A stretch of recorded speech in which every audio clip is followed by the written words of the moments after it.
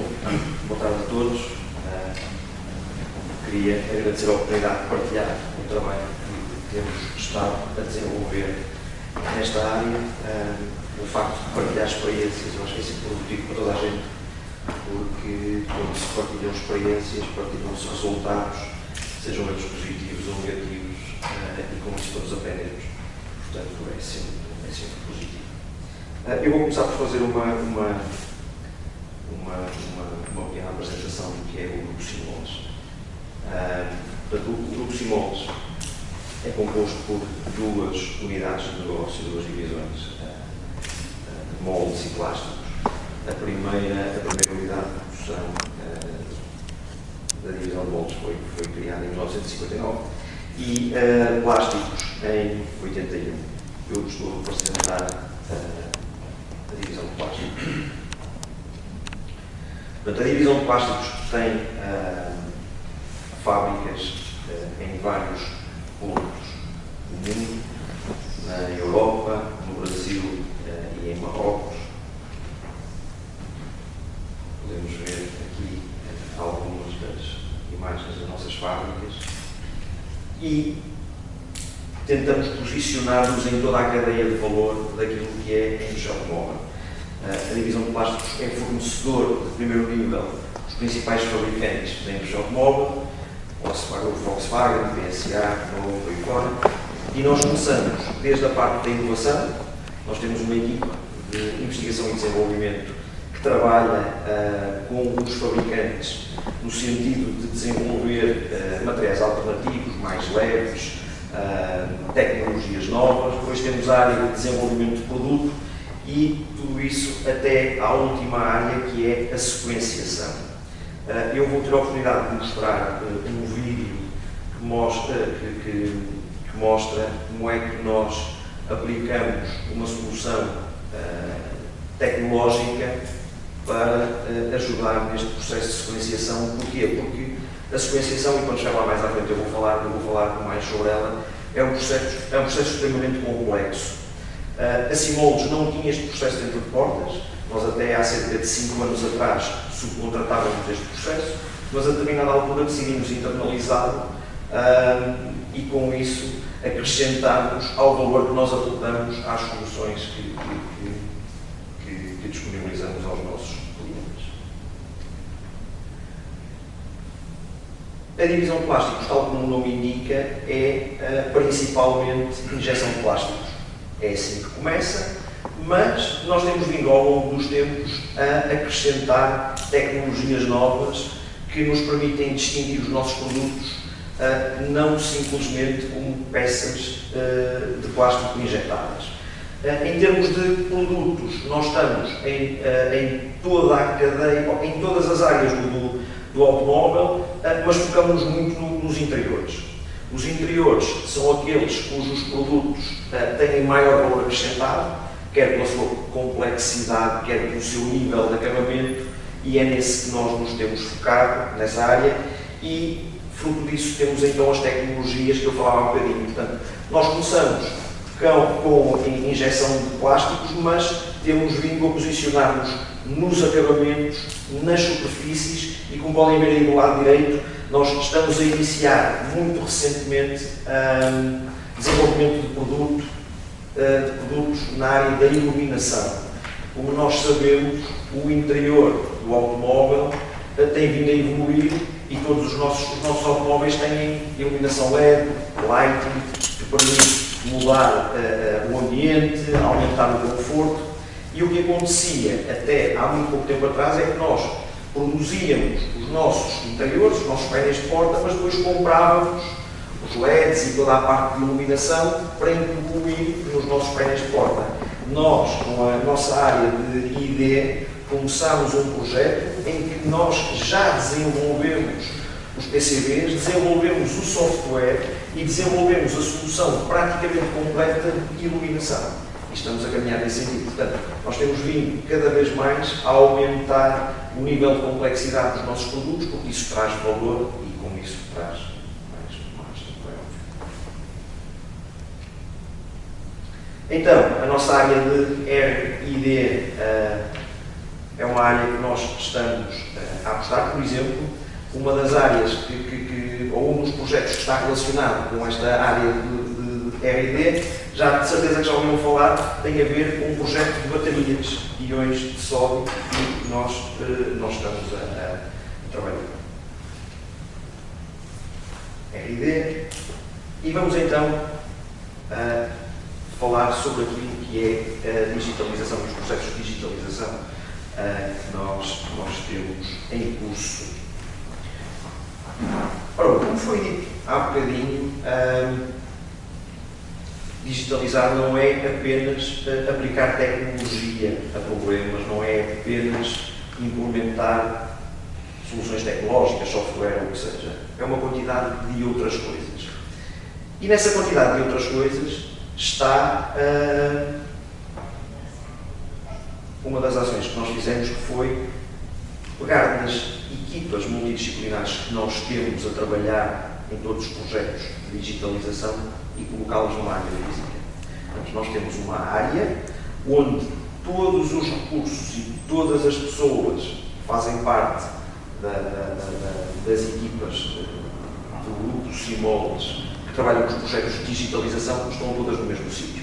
Nós temos várias competências, como podem ver. Porquê? Porque nós temos vários projetos, e mais daqui a bocadinho eu vou falar sobre eles, temos vários projetos de digitalização em várias áreas. Portanto, nós temos competências de cibersegurança, nós temos competências de gestão de projetos. Porquê? Porque os projetos de digitalização e os projetos tecnológicos têm que ser geridos como projetos. Porque quando assim não é, não há requisitos iniciais, as expectativas são elevadas, os resultados ficam sempre aquém das expectativas e, portanto, os projetos têm de ser bem geridos com rigor e com disciplina. Temos DevOps, porque nós trabalhamos em conjunto com as áreas funcionais. Portanto, nós temos equipas multidisciplinares, ou seja, os nossos projetos não são compostos apenas por pessoas do IT, são compostos por pessoas do IT e das áreas funcionais. E trabalham em equipa.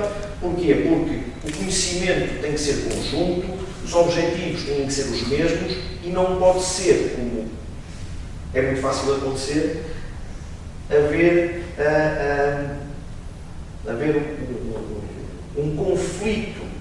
Em vez de se trabalhar para os mesmos objetivos, parece que há um conflito entre aquilo que as áreas funcionais pretendem, aquilo que o IT acha que pretendem, quando é que vão fazer, como é que vão fazer. Isto não é produtivo. Portanto, as pessoas têm que trabalhar em conjunto, não é fácil, no início não era tão fácil, agora é muito mais fácil, mas tem que ser desta maneira, porque senão parece que os interesses são antagónicos e não são.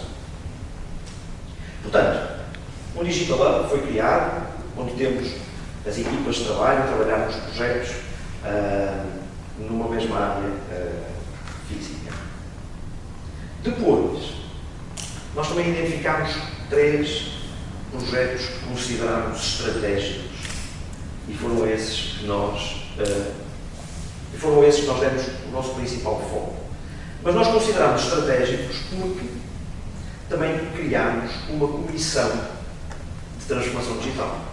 Porque quando há bocadinho falou que é preciso envolver a gestão de topo, é verdade. Porque se as prioridades e se os objetivos não forem claros para toda a organização, nós podemos ter uns departamentos a puxar para um lado, outros departamentos a puxar para o outro, as pessoas a trabalhar em projetos que depois chegam ao fim e não eram necessários, e portanto nós temos uma comissão que é composta por membros da direção da divisão de plásticos, temos membros residentes e temos membros que convocamos de vez em quando mediante as necessidades, e todos os projetos são lançados nesta comissão. Portanto, tem que haver um entendimento de que eles são estratégicos para a organização e estão alinhados com a estratégia global da organização, porque depois, se realmente eles são estratégicos, é necessário criar condições para os lançar. Porque quando assim não é, as coisas perdem-se, fazem-se não se sabe muito bem como, e muitas das vezes aqueles recursos deviam estar a trabalhar noutros projetos e não estão, ou muitas das vezes não estão a trabalhar nos projetos com a dedicação necessária porque não se criaram os recursos necessários para que eles fossem levados até ao fim, e portanto esta comissão lança os projetos porque são estratégicos, porque foi decidido que são estratégicos e como tal eles são acompanhados como estratégicos. Estes 3 projetos que eu estava a dizer que são os 3 principais, não são os únicos, mas são os 3 principais. O primeiro é a implementação do nosso ERP SAP, que não é este SAP, é um ERP SAP. O segundo é o nosso projeto de I4.0, porque efetivamente é este que nós temos no shop floor, que recolhe os dados em tempo real e que eu já vos vou falar um bocadinho sobre eles. E o terceiro é a implementação de um PLM, que é uma espécie de ERP, porque permite gerir toda a parte de desenvolvimento do produto. Eu gostava de dizer uma outra coisa em relação a isto, que é o seguinte. A transformação digital nas organizações não é igual para todas as empresas, porque depende do nível de maturidade de cada uma delas, depende do estágio de evolução de cada uma delas e, portanto, implementar um ERP SAP seguramente não é um processo de transformação digital para algumas organizações, porque se calhar já o fizeram, mas para nós é. Mas porquê que para nós também é? Para nós é não só porque nós estamos a implementar SAP, mas pelo que é que este projeto nos vai trazer e que nós pretendemos que nos traga. Em primeiro lugar, uma abrangência funcional muito maior do que o ERP que nós temos atualmente. Mas mais importante do que isso é porque nós estamos a implementar este ERP na cloud. Por si só, isto já é disruptivo, porque implementar um ERP na cloud é ambicioso. Implementar um ERP na cloud numa empresa industrial é duplamente ambicioso. Mas porquê é que nós decidimos fazer isso? Porque nós temos um ERP que estamos a substituir há 20 anos. E a maior parte das empresas que já têm ERPs, se calhar têm há 20 anos também, ou há 15, se calhar a maior parte das empresas que já têm SAP neste momento, têm um SAP que não é atualizado também há 15 anos ou há 20 anos. Porquê? Porque quando os sistemas se implementam nos servidores da empresa, é preciso que eles sejam atualizados, é preciso que quando os fabricantes disponibilizam novas funcionalidades, haja tempo e disponibilidade para os atualizar. E se uma empresa trabalhar 24/7 como a Simões, o único período que nós temos para atualizar os nossos sistemas é no Natal. Mas depois, no Natal, nós temos uma fábrica em Marrocos que não comemora o Natal. Portanto, é muito, muito, muito difícil nós mantermos os nossos sistemas atualizados. Portanto, o que é que as empresas fazem? Começam a fazer desenvolvimentos à medida. Portanto, têm uma necessidade, fazem uma customização, fazem um desenvolvimento, não precisa de fazer um upgrade daquilo que o fabricante disponibilizou e vai fazendo isto. Só que ao fazer isto nunca mais atualiza. E, portanto, ao irmos para a cloud, o nosso objetivo é termos as atualizações à medida que os fabricantes as disponibilizam. E termos as atualizações das tecnologias mais recentes em que os fabricantes estão constantemente a desenvolver, seja machine learning, seja augmented reality, seja tudo isso. Porque vão ser essas tecnologias que nos vão permitir fazer aquilo que nós não conseguimos fazer agora, que é responder mais rapidamente às necessidades dos nossos clientes, sermos mais eficientes nos nossos processos, porque com a tecnologia nós vamos ser mais eficientes e, portanto, nós não vamos para a cloud porque é moda, nem vamos para a cloud porque é bonito. Nós vamos para a cloud porque temos objetivos claros daquilo que pretendemos obter com a cloud, que é responder mais rapidamente aos nossos clientes, termos as tecnologias mais recentes para sermos mais eficientes, como eu dizia, e tudo isso são necessidades de negócio, não são necessidades técnicas. A parte técnica vem para alavancar as necessidades de negócio. Por isso é que implementar um ERP SAP para nós é uma transformação digital. Okay? Para além destes projetos principais, nós temos muitos outros. Nós temos um projeto em curso de digitalização dos processos administrativos. O que é que isto quer dizer? Nós, sendo uma empresa industrial, temos processos muito bem definidos e claros de melhoria contínua nos nossos processos industriais. Nós temos equipas de melhoria contínua que estão constantemente a olhar para os processos, a ver onde é que conseguimos reduzir o tempo, seja tempo de ciclo, seja deslocação de pessoas, seja stocks, seja tudo isso. Mas, naquilo que são os nossos processos administrativos, nós não o fazíamos muito bem. Não os fazíamos muito bem porque não era o nosso core business. Se nós olharmos para empresas de serviços, banca, seguros, isso é o core business deles. Portanto, os processos administrativos são o core business deles. Os processos administrativos não eram o nosso core business. No entanto, isso não significa que nós não tivéssemos que atuar ali. Porquê? Porque se nós tivermos um processo que é extremamente manual, que envolve 10 pessoas, para gerir 10 clientes, se nós amanhã tivermos 20, o que é que a gente vai fazer? 20 clientes, o que é que a gente vai meter? Vai meter mais 10 pessoas. O processo é o mesmo. Portanto, nós duplicamos o número de pessoas e com isto nós estamos a ter processos que não são eficientes e metemos-lhes pessoas. O que é que nós começámos a fazer? Através de duas tecnologias, que é o BPM, Business Process Management, e o RPA, que é Robotic Process Automation. Nós começámos a pegar em processos e fizemos esta avaliação. Quais é que são os processos, quantas pessoas é que estão envolvidas, quantas vezes é que são executados durante um determinado período de tempo, quanto tempo é que demoram a ser executados, e fizemos essa avaliação e definimos prioridades através da nossa comissão e criámos condições para começar a desenvolver estes projetos. Portanto, nós temos atualmente cerca de 12 processos completamente digitalizados, que muitos deles correm à noite. O que é que nós temos? Nós temos atualizações de contratos de preços de compras a fornecedores. Nós tínhamos um processo que tinha alguém que ia ao ERP para ver os preços, atualizar. Agora o que é que nós fazemos? Isso é feito num fecheiro de Excel. O fecheiro de Excel é corrido pelo nosso robô. O nosso robô tem um nome, nós damos um nome, criámos um, por acaso não está aqui, mas porque depois o robô, quando termina as tarefas, mandou um e-mail para as pessoas a dizer eu já fiz e fiz não sei quanto tempo. Então tem uma carinha e tem um nome, portanto chama-se Sara P.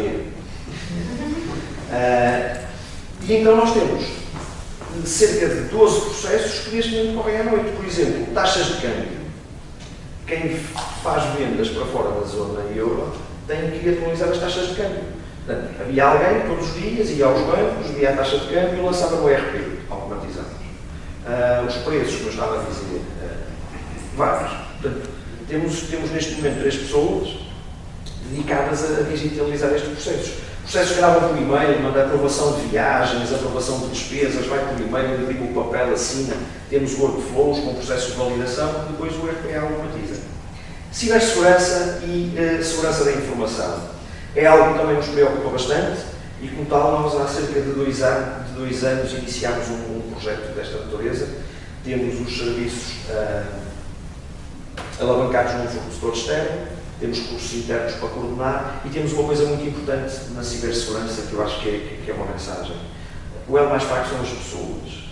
As vulnerabilidades sociais são o maior risco.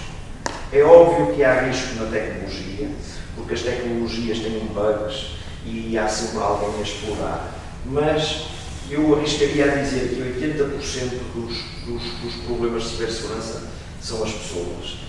Vulnerabilidades sociais como o medo, a ganância, que são explorados através de e-mails, que são explorados através de SMS, são o ponto de partida para as vulnerabilidades. Como é que isto se corrige? Com sensibilização.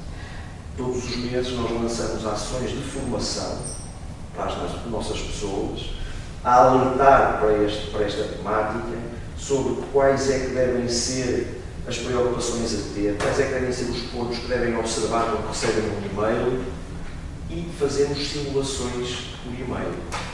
Nós também enviamos e-mails para perceber qual é que é o nível de sensibilização das pessoas com base nas formações. Portanto, nós fazemos as simulações, medimos, mandamos formações e com isto tentamos elevar o nível de sensibilização para esta temática. Com todos os sistemas e com tudo o que nós estamos a implementar, há uma coisa que é muito importante, é que não haja sobreposição de âmbito entre os sistemas, mas que também não hajam gaps, não é? Portanto, temos que garantir qual é que é o sistema que vai fazer o quê. E isto é complicado porque, na verdade, em termos de funcionalidades, alguns sobrepõem-se. Portanto, em termos de âmbito de projeto e de definições funcionais, cabe-nos a nós garantir qual é que é a ferramenta que gere qual área, onde é que termina e começa a outra. É ambicioso também. Portanto, então, começando agora a falar sobre os projetos e mostramos um bocadinho. O nosso projeto de Indústria 4.0, o SIMS, permite-nos recolher dados em tempo real, mas para além de nos permitir recolher os dados em tempo real, permite-nos ter visibilidade dos dados em tempo real, de métricas que nós já definimos, nomeadamente a taxa de ocupação dos equipamentos, as taxas de paragem, e com isso nós conseguimos perceber qual é que é a ocupação de uma fábrica face a outra. E conseguimos, e já o fazemos, muito mais rapidamente, quando temos projetos novos para entrar, perceber onde é que há capacidade. Coisa que nós demorávamos muito mais tempo a fazer e com um nível de fiabilidade que era questionável porque havia muito trabalho na nossa. Então, eu vou-vos mostrar um vídeo sobre o SIMS.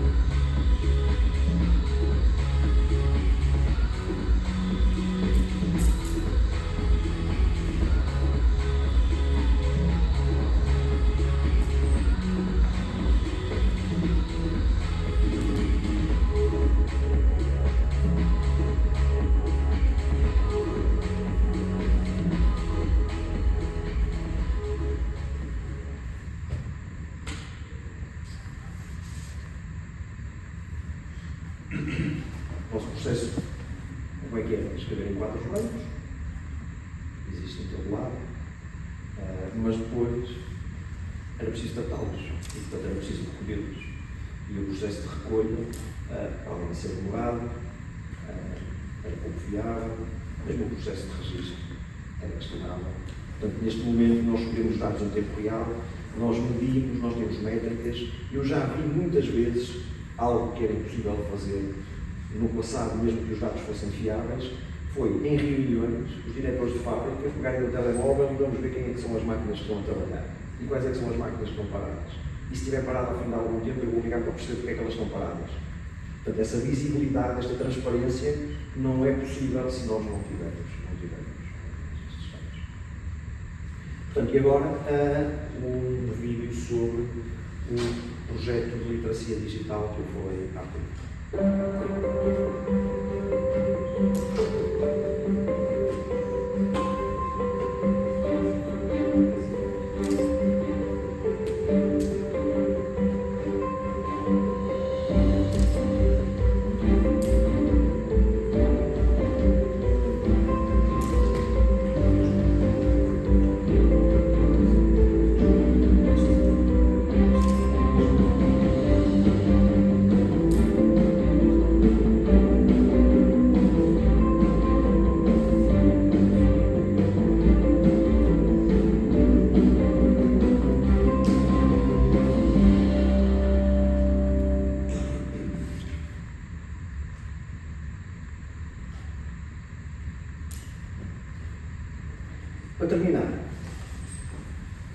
mostrar um vídeo que vai mostrar o nosso processo de sequenciação, que eu falei há bocadinho, que é um processo que nós decidimos internalizar.